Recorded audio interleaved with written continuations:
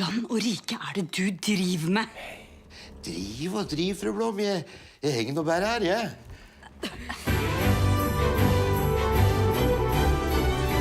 Det er pappa som er nissen. Hei, hei, hei. Alt dette nissestyret ditt ødelegger hele jula for oss.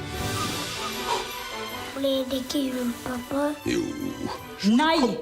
Mamma høres jo litt irritert ut.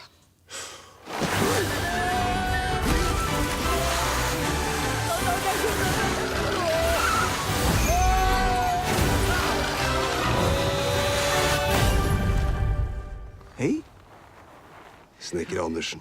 julenissen. Går an å tulle litt. Jo, akkurat.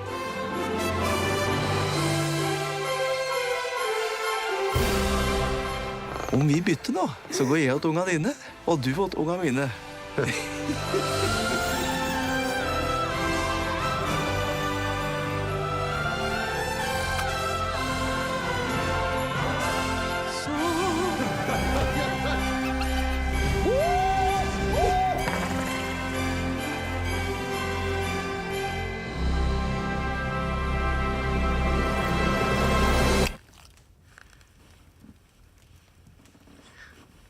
Ja, god jul.